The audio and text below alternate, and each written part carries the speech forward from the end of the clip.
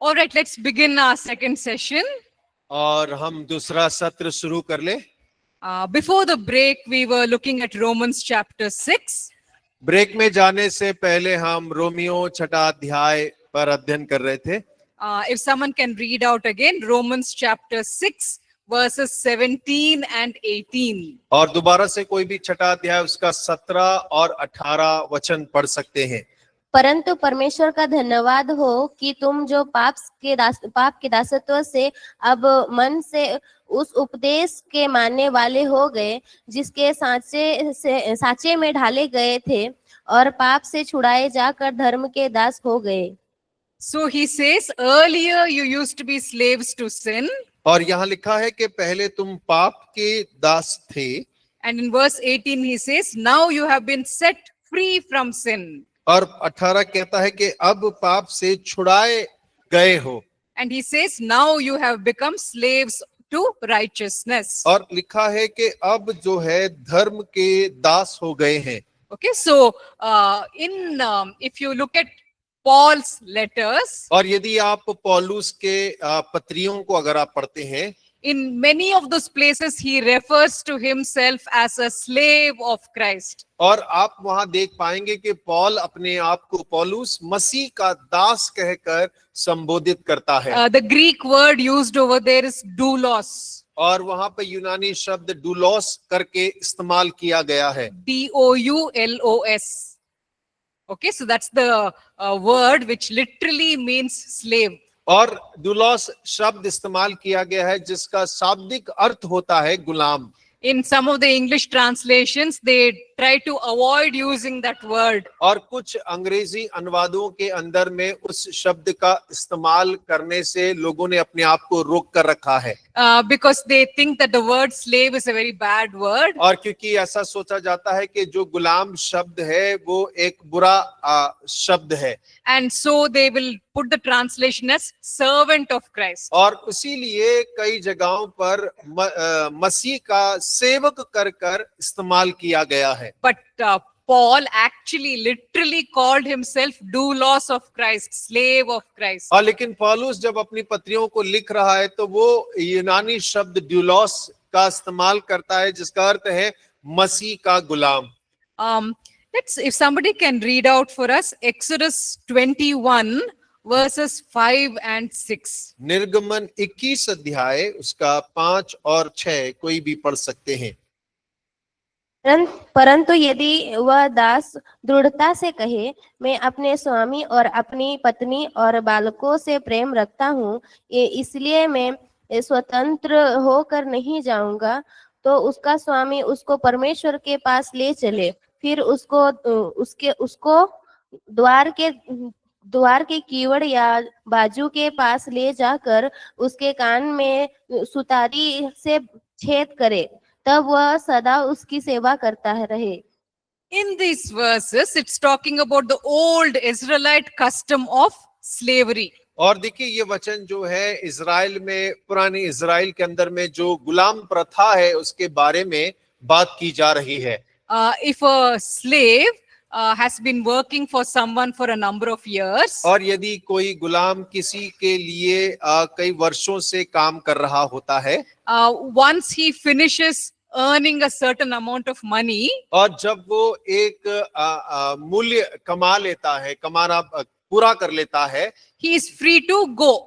और वो आजाद होकर जाने के लिए आजाद होता है। Because in the Israelite system, और क्योंकि इजरायलियों के अगर व्यवहार में अगर हम देखें, as long as a person had debts which he needed to repay, और यदि किसी के ऊपर में कर्जा है जो उसको पूरा भरना है, so for some number of years he will work as a slave. और कुछ साल एक गुलाम के रूप में वो काम करेगा। Once that amount which has to be paid is completed, he is free to go. और जब वो पैसा जो उसको भरना था पूरा हो जाता है, वो जाने के लिए आजाद होता है। But if a slave says to himself, this master is very good, और अगर गुलाम कहता है कि मेरा स्वामी जो है वो बहुत अच्छा है, I would like to permanently become his slave, मैं हमेशा के लिए उसका गुलाम बनकर रहना चाहता हूँ, then they would do this ceremony. और तब ये जो क्रिया है यहाँ पर जो लिखा है वैसा क्रिया किया जाता था। His ears would be pierced. और उसके जो कान हैं वो चौखट पर रखकर उसमें छेद किया जाता था। So now onwards, that's a declaration that now I have become the slave of this master. और जो इस बात की घोषणा करता था कि अब मैं सदा के लिए इस स्वामी का गुलाम बन गया। Let's look at Psalm 40 verses 6 to 8. और भजन 40 उसका 6 से 8 हम देखें। मेल बलि और अन्न बलि से तू प्रसन्न नहीं होता, तूने मेरे कान खोद कर खोले हैं। होम बलि और पाप बलि तूने नहीं चाहा। तब मैंने कहा, देख मैं आया हूँ, क्योंकि पुस्तक में मेरे विषय ऐसा ही लिखा हुआ है। हे मेरे परमेश्वर, मैं तेरी इच्छा पूरी करने से प्रसन्न हूँ, और तेरी व्यवस्था मेरे अंतःकरण में बसी है। In this verses, it's talking about Jesus the Messiah. और देखिए इन वचनों के अंदर में यीशु मसीहा का जिक्र किया गया है। Jesus says over here, speaking through the psalmist, और यीशु मसीह भजनकार के द्वारा बोल रहा है, all the behold, I come in the scroll of the book, it is written of me. और देखिए वो जो चर्म पत्र की जो पुस्तक है जिसके अंदर में मेरे बारे में लिखा गया है। And he says, I delight to do your will. और मैं तेरी इच्छा को पूरा करने से प्रसन्न हूँ। He says, you do not want a burnt offering. और तुझे तो मेल बलि नहीं, What you want is me, my submission. और तुझे मेल बलि नहीं लेकिन मेरी अधीनता चाहिए।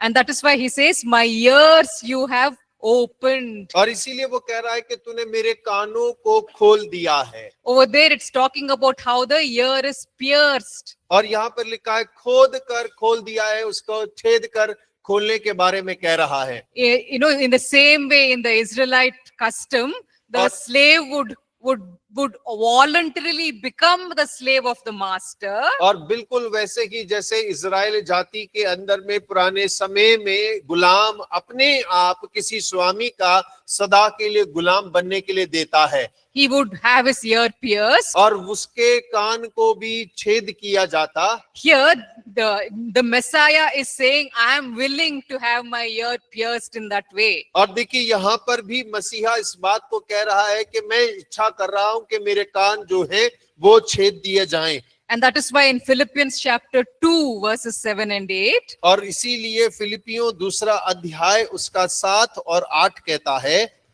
He may, if you can read out. और पढ़ सकते हैं फिलिपियों 2 अध्याय 7 और 8। वरन अपने आप को ऐसा शून्य कर दिया और दास का स्वरूप धारण किया, और मनुष्य की समानता में हो गया, और मनुष्य के रूप में प्रकट होकर अपने आप को दीन किया, और यहाँ तक आज्ञाकारी रहा कि मृत्यु, हाँ क्रूस की मृत्यु भी सह ली।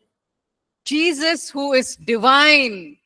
और देखिए यीशु मसीह जो दैव्य रूप है, He chose to humble himself and become in the form of a bond servant. और उसने अपने आप को दीन कर दिया और दास का स्वरूप धारण कर लिया।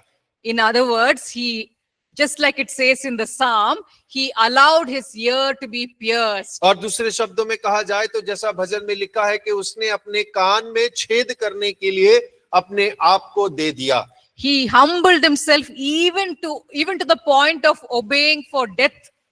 और देखिए उसने अपने आप को ऐसा नम्र कर लिया कि यहाँ तक कि मृत्यु को भी ले लिया। So in the same way, Jesus set an example for us. और जैसे यीशु मसीह ने हम सब के लिए एक उदाहरण निर्धारित किया है, In the same way, we are supposed to become slaves of righteousness. और वैसे ही हम लोगों को भी धार्मिकता का गुलाम बनने की आवश्यकता है।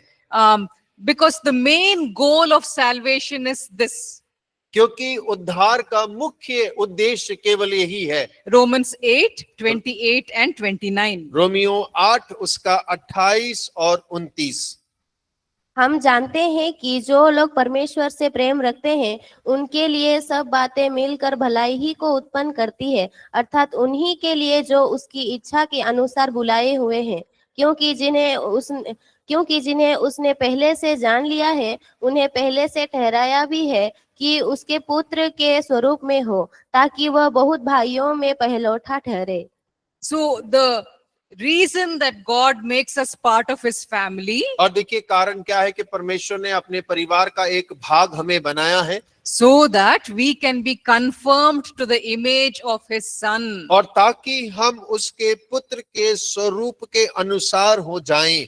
This is the main goal of salvation, और देखिए यही उद्धार का मुख्य उद्देश्य भी है that we, each one of us, should become like Jesus Christ. कि हम में से हर एक जन यीशु मसीह के समान बन जाए। Okay, so these are the main things that we saw about the doctrine of salvation. और ये सारी जो मुख्य बातें हैं जो हमने उद्धार के सिद्धांत के बारे में अभी सीखी हैं। We will talk a little bit about justification and sanctification. और थोड़ा सा अभी हम धर्मी ठहराए जाने और पवित्र किए जाने के बारे में भी बात करेंगे। And then we will talk about the benefits which we gain from our salvation. और उसके बाद में हम बात करेंगे कि उद्धार के साथ में उद्धार के द्वारा हमें क्या लाभ मिलते हैं। In your notes, it's described as the sozo package. और अगर आप देखेंगे तो आपके नोट्स में सोजो यानी कि उद्धार का एक पोटला है जो हमें मिल रहा है। You can enjoy this full package more when you are living a sanctified life. और आप इस पोटले का ज्यादा फायदा तब उठा सकते हैं जब आप एक शुद्ध जीवन को व्यतीत करते हैं। Okay, so we will first talk a little bit about justification and sanctification. और पहले हम थोड़ा धर्मी ठहराए जाने और पवित्र किए जाने के बारे में बात करेंगे। And then we will talk about the salvation package. और उसके बाद में उद्धार के साथ में क्या क्या जुड़ा है उसके बारे में हम बात करेंगे। So what exactly is justification? और धर्मी ठहराए जाना क्या है? We talked about it yesterday. कल हमने इसके बारे में बात किया था थोड़ा।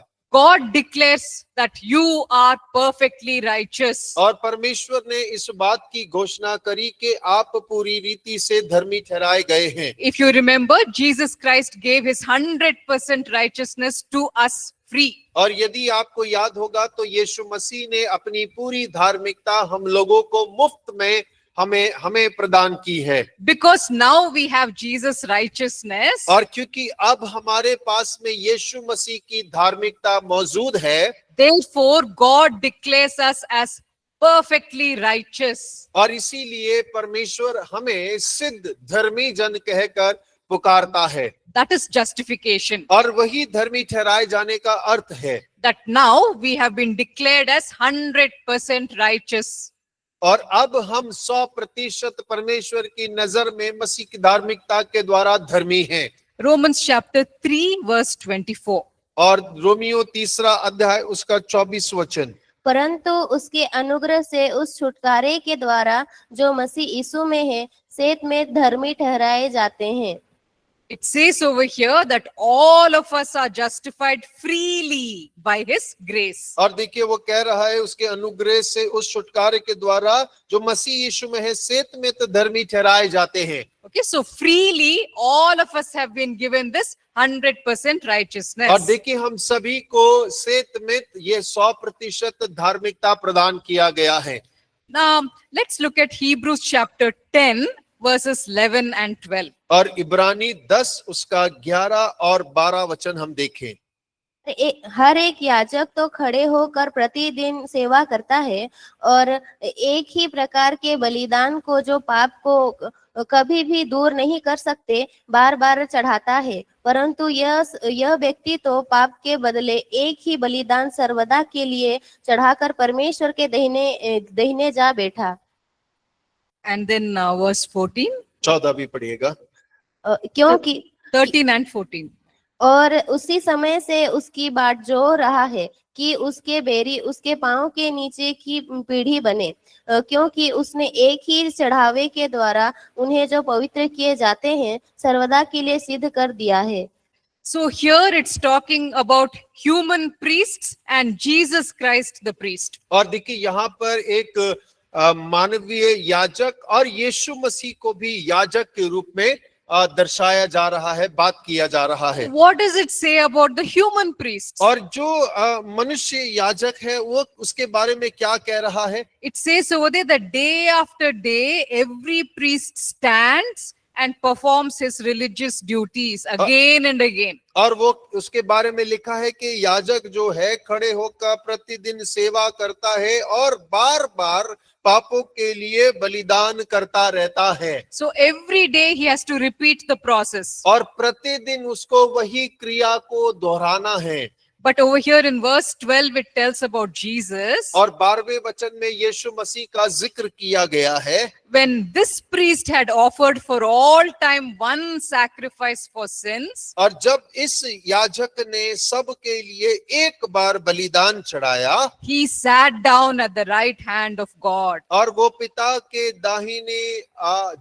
दाहिनी ओर जा बैठा। In verse 14 it says, और 14 में ऐसा लिखा है, for by one sacrifice he has made perfect forever और क्योंकि उसने एक ही चढ़ावे के द्वारा उन्हें जो पवित्र किए जाते हैं, he has made perfect forever those who are being made holy. और सर्वदा के लिए सिद्ध कर दिया है।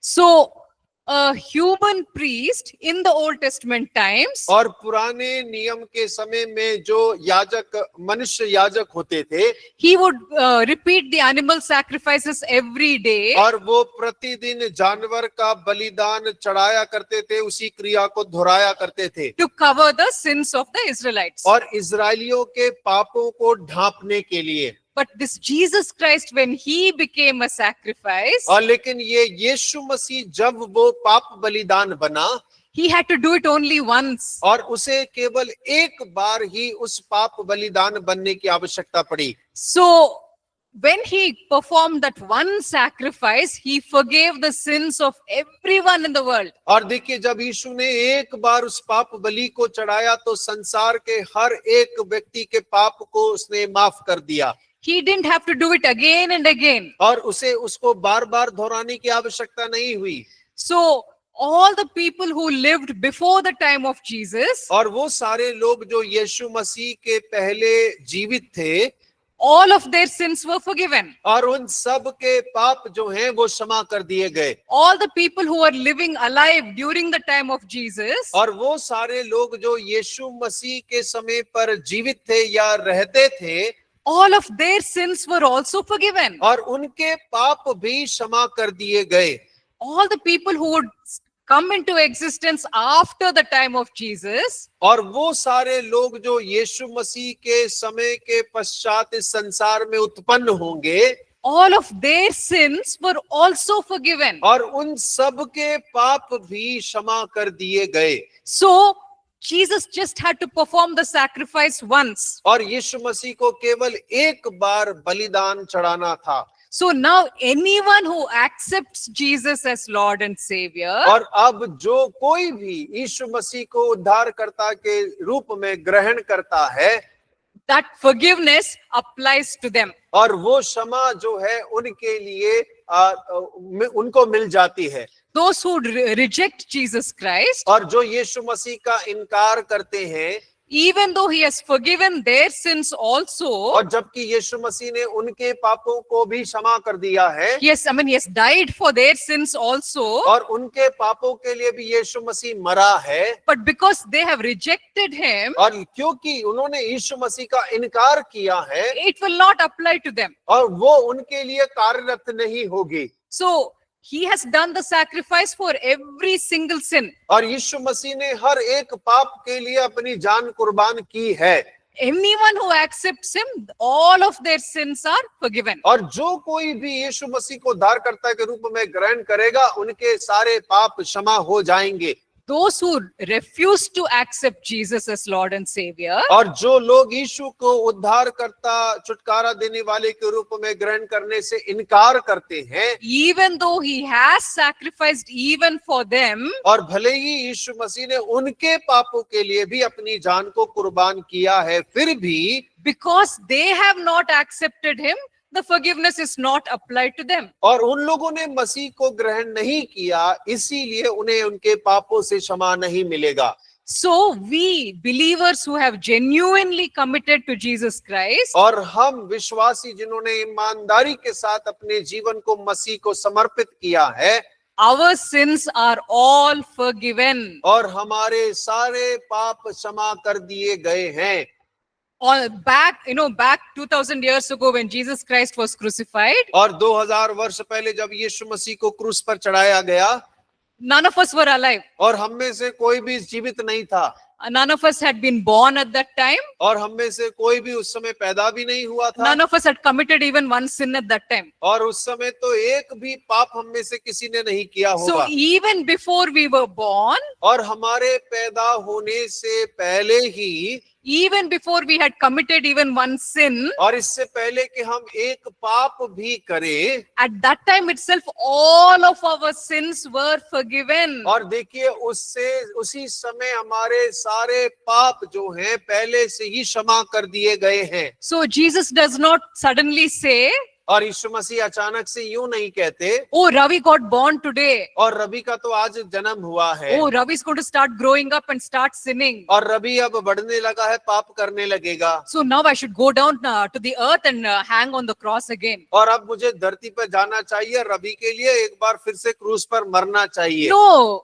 नहीं, Jesus already finished paying the price for all the sins. और यीशु मसीह ने सारे पापों का दाम एक बार हमेशा के लिए चुका चुका है। So that is why when we become believers in that moment of salvation, और देखिए वैसे ही जब हम विश्वासी बनते हैं और उद्धार के उस क्षण के अंदर में, all the sins which we did, okay, let us say that I became a believer at the age of 20. और उदाहरण के लिए मान लीजिए मैं 20 साल की उम्र में मैंने उद्धार पाया, So all the sins which I committed for the 20 years, those are forgiven. और 20 साल की उम्र तक जितने भी पाप मैंने किए वो सब मेरे क्षमा कर दिए गए।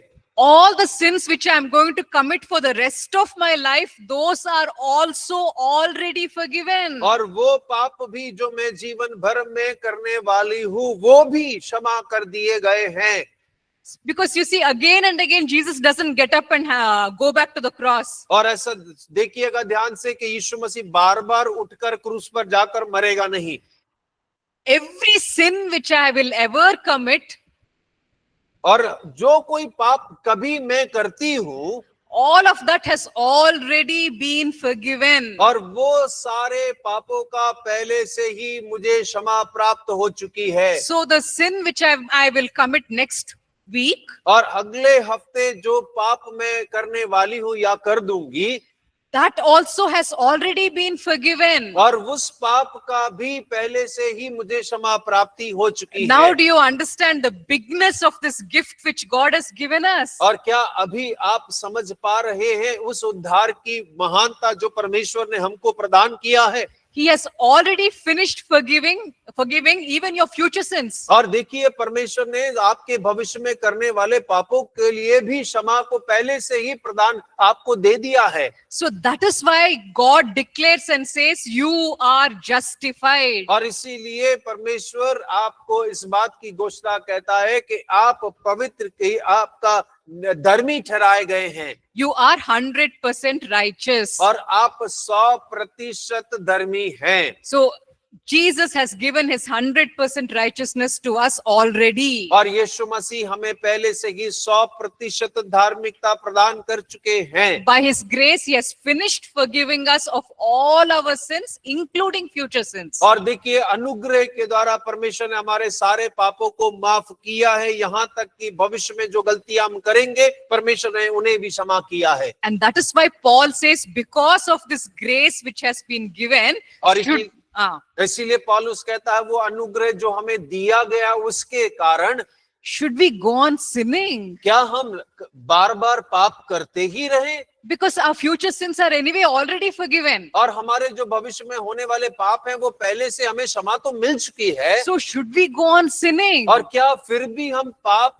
में ही जीवन जिए, पाप करते रहें? So that is why he says in Romans 6:15, by no means, in Hindi that it says it very nicely. Romans 6 verse 15, if और you can देखिए read out. रोमियो 6:15 में बड़ा सुंदर रीति से लिखा हुआ है। तो क्या हुआ? क्या हम इसलिए पाप करें कि हम व्यवस्था के अधीन नहीं वरन अनुग्रह के अधीन हैं? कदापि नहीं। Okay, what's it? Kadabi nahi, whatever. Very clearly he says, no, definitely not. और वो कह रहा है कदापि नहीं, बिल्कुल नहीं। So because now we have been made slaves of righteousness. और क्योंकि अब हम अधर्म के दास बन गए हैं। Hebrews 10:14. और इब्रानी 10:14 If you can read out. पढ़ सकते हैं।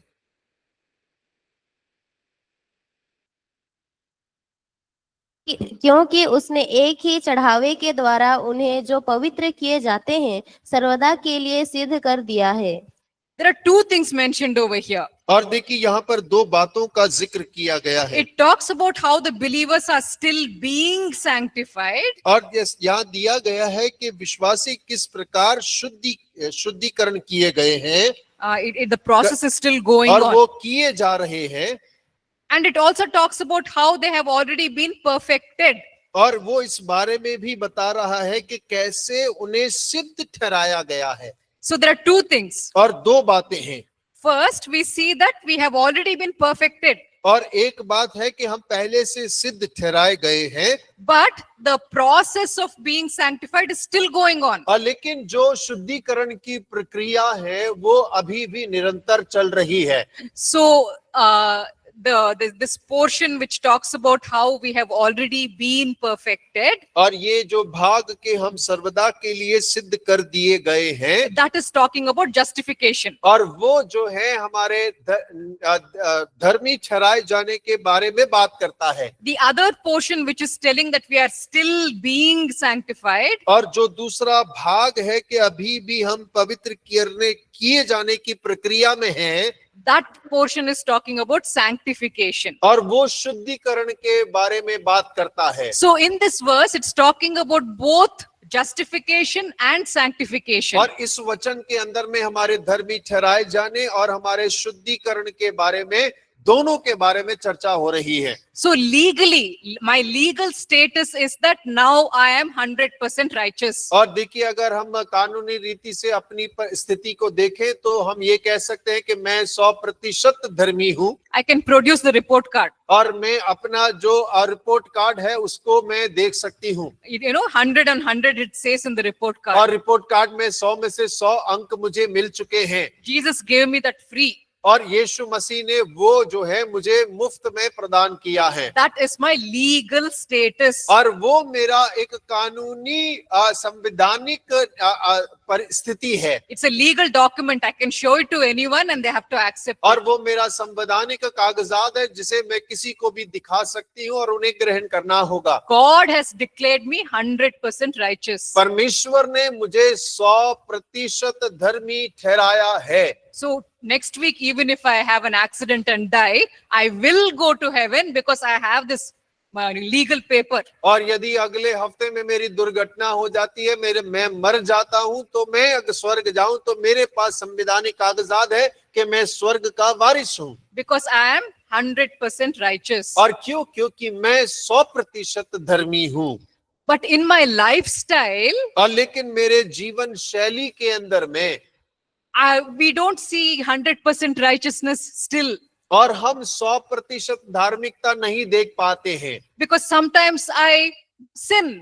और क्योंकि कई बार पाप कर देते हैं, Sometimes I disobey God. और कई बार परमेश्वर की आज्ञा उल्लंघन कर देते हैं, So sometimes I am dishonoring the Lord. और कई बार मैं परमेश्वर का अनादर भी कर देता हूँ। So the legal status is this, और मेरा जो संवैधानिक जो स्तर है वो ये है but in reality, my life is still at this level. और लेकिन सच्चाई में देखूं तो मेरा जीवन जो है इसी स्तर पर है। So Jesus is going to work with me every day और यीशु मसीह प्रतिदिन मेरे साथ में कार्य करेगा, so that my actual real life will come up to this level. और ताकि मेरा जो जीवन है, हकीकत का जो जीवन है, वो परमेश्वर के स्तर तक आने पाए।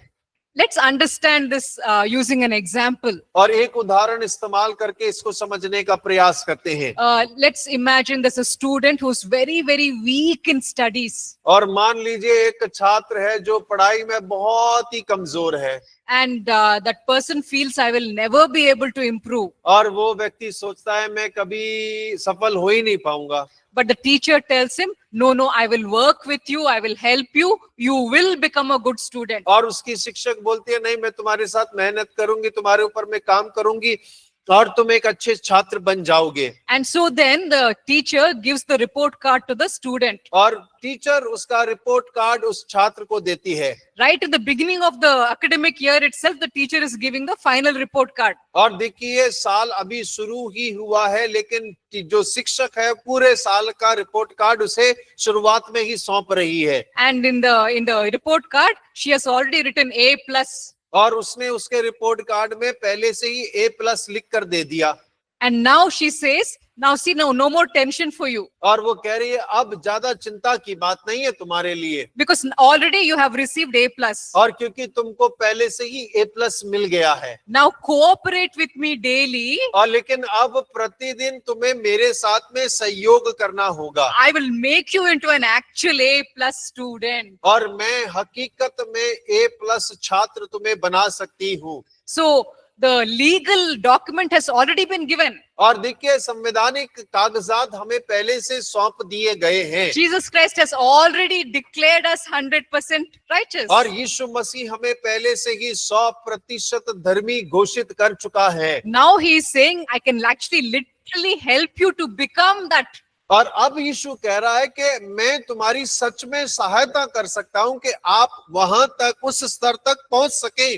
This is sanctification. और इसी को कहते हैं पवित्रीकरण या शुद्धिकरण। So daily we walk with the Holy Spirit प्रतिदिन हम पवित्र आत्मा के साथ में चलते हैं, and he will start growing us. और वो हमें विकास करने में सहायता करता है। He will start making us more and more righteous. और वो हमारी सहायता करता है कि हम और धर्मी और अधिक धर्मी उसमें बनते चले जाएं। He will start making us more and more Christ-like. और वो हमारी सहायता करता है कि हम मसीह के समान बनते चले जाएं। Because if you remember, what is the main goal of salvation? और यदि आप याद करें कि उद्धार पाने का मुख्य लक्ष्य क्या है, To become like Jesus. और वो है कि हम यीशु के समान बनते चले जाएं। So God will now help us to reach that goal. परमेश्वर अब हमारी सहायता करेगा कि हम उस लक्ष्य तक पहुंच सके। We don't have to live under fear and tension every day. और हमें प्रतिदिन भय में, चिंता में रहने की आवश्यकता नहीं We है। don't have to every day worry, will I go to heaven? Will I make it? और हमें प्रतिदिन इस बात की चिंता करने की जरूरत नहीं है कि मैं स्वर्ग पहुंच भी पाऊंगा या नहीं पहुंच पाऊंगा।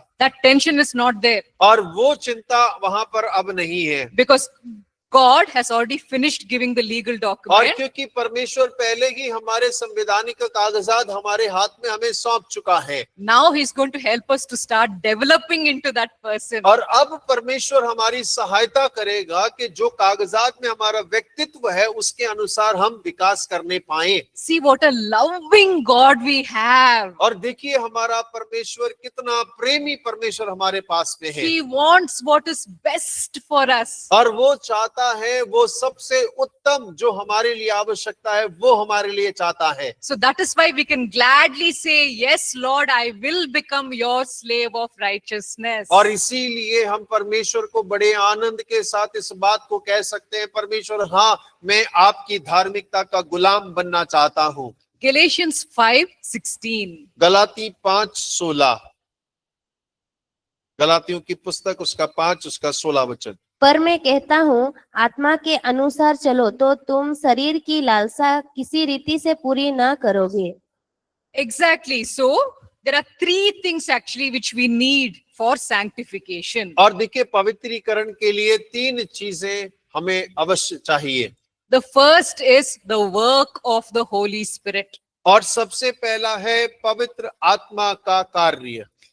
Sanctification is possible only through the work of the Holy Spirit. और पवित्रीकरण या शुद्धिकरण केवल पवित्र आत्मा के कार्य के द्वारा ही संभव है। So that is why in Galatians 5:16, और इसीलिए गलाती 5 अध्याय उसका 16वां वचन कहता है, Paul says, learn to start walking by the Spirit every day. पौलुस कहते हैं कि प्रतिदिन आत्मा के अनुसार चलना सीख लो। This is something that every one of us has to do. और ये कुछ ऐसा है जो हम में से हर एक को करने की आवश्यकता है।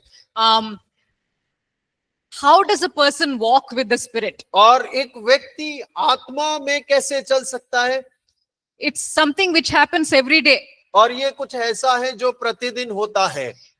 Every single moment, the Holy Spirit is with us. और देखिए हर एक क्षण में पवित्र आत्मा हमारे संग में है। So in the morning when you open your eyes, और सुबह जब आप अपनी आंखों को खोलते हैं, the Holy Spirit is already there with you. और पवित्र आत्मा आपके साथ पहले से ही वहां पर मौजूद होता है। Now you have to open your mouth and talk to him. और अब आपको अपना मुंह खोल के पवित्र आत्मा से बात करने की आवश्यकता है। Lord, today I want to follow you. और परमेश्वर आज मैं आपके पीछे चलना चाहता हूँ। I want to hear your voice मैं and learn आपकी- from you. आपसे आपकी आवाज को सुनना चाहता हूँ। So Lord, you help me today to hear you and follow you. परमेश्वर आप मेरी सहायता करिए कि मैं आपको सुन सकूं और आपका अनुसरण भी कर सकूं। So the whole day, whatever you're doing, the Holy Spirit is with you. और पूरे दिन आप जो कुछ भी करते हैं पवित्र आत्मा आपके संग रहता है। And he will start talking to you in your heart and mind. परमेश्वर का आत्मा आपके मन और हृदय में आपसे बात करना भी शुरू करता है। He will guide you. वो आपकी अगुवाई करेगा। If you are going and meeting with some people who are not godly, और यदि आप जाकर ऐसे लोगों से मुलाकात कर रहे हैं जो परमेश्वर का भय नहीं मानते, God may say to you, walk away. These people are saying things which are not good for you. और हो सकता है कि परमेश्वर आपसे ऐसा कहे कि उनसे दूर रहो क्योंकि जो बातें वो कह रहे हैं वो भली बातें नहीं हैं। When you open your phone and you're watching some program, और जब आप अपना फोन खोलकर किसी कार्यक्रम को देखते हैं, the Holy Spirit may say, no, change the thing because it's not good. और पवित्र आत्मा आपके मन में कहेगा इसको बदल डालो क्योंकि ये अच्छा नहीं है। Maybe in the evening you're spending too much time, talking on the phone. और शाम के समय पर आप बतियाने में फोन पर लगे पड़े घंटे भर। The Holy Spirit will say, today you didn't spend any time with me. और पवित्र आत्मा आपसे कहेगा आज आपने मेरे साथ तो समय बिताया नहीं है। Oh, why don't you stop talking on the phone and go open your Bible? और क्यों आप अपना फोन बंद करके बाइबल खोलकर क्यों नहीं बैठ जाते हैं? There's something that I want to tell you from the Bible. Bible से कोई बात है जो मैं तुमसे कहना चाहती हूँ, तुम्हें बतलाना चाहती हूँ। So the Holy Spirit, he will talk to you the whole day. और पवित्र आत्मा पूरे दिन आपसे बात करता रहेगा। He will guide you. और वो आपकी अगुवाई करेगा।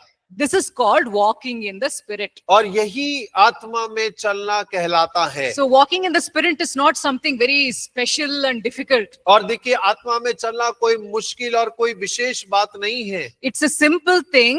और ये बड़ी साधारण सी बात है। In the morning you have to make a commitment and say to him, और सुबह के समय परमेश्वर से पवित्र आत्मा से आपको एक वायदा करना है और उससे कहना है, today I want to follow you. और आज मैं आपके पीछे और आपकी बात मानूंगा। I want to hear you.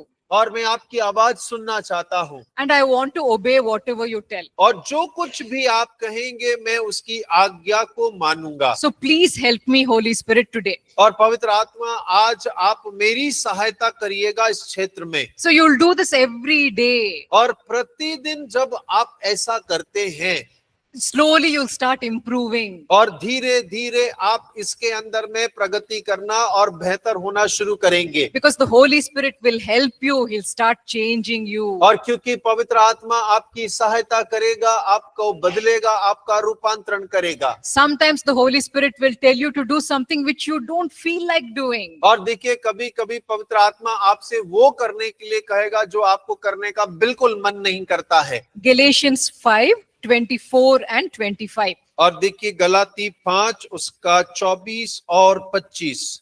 और जो मसीह यीशु के हैं उन्होंने शरीर को उसकी लालसाओं और अभिलाषाओं समेत क्रूस पर चढ़ा दिया है। यदि हम आत्मा के द्वारा जीवित हैं तो आत्मा के अनुसार चले भी। हम घमंड Yeah, so it says over here, we live by the Spirit. और वो कहता है कि हम आत्मा के द्वारा जीवित हैं। So we must also keep in step with the Spirit. और इसीलिए हमें आत्मा के अनुसार चलाए भी चलना है।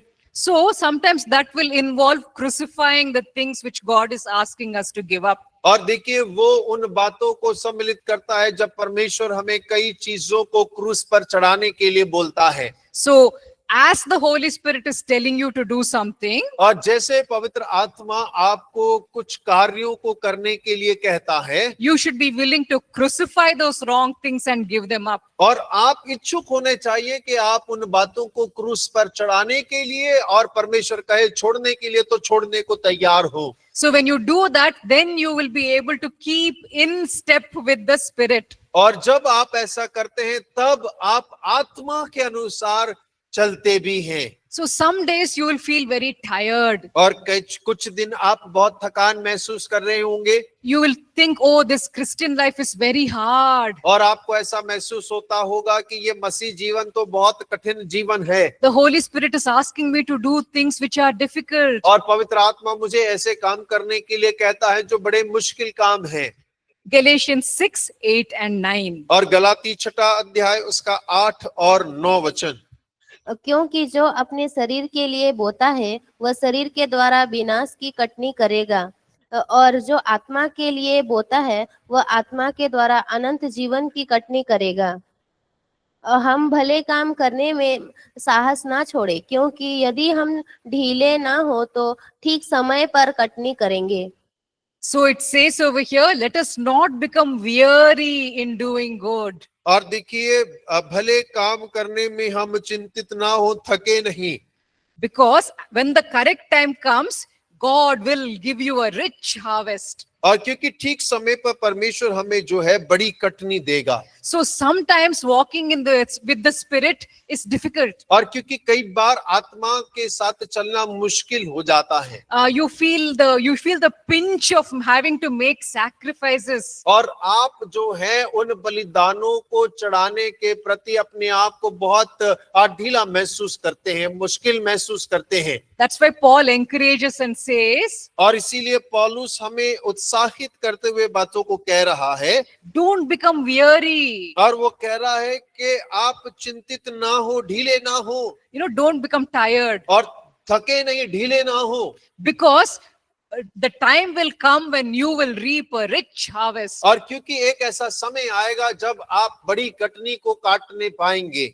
So when you are walking with the Spirit daily, और जब आप प्रतिदिन पवित्र आत्मा के साथ में चलते हैं, sometimes you will fall. और कई बार हो सकता है आप गिर जाएं। You will disobey the Lord and dishonor Him. और आप परमेश्वर की आज्ञा की अवहेलना भी करें और उसका अनादर भी कर डालें। When that happens, don't become scared. और जब ऐसा हो जाता है तो आप भयभीत ना हो जाएं। Don't run away from God. परमेश्वर से दूर ना भाग जाएं। Satan will talk to you in your mind. और शैतान आपके मन में आपसे बातें करेगा। He will laugh at you. और वो आपका मजाक उड़ाएगा।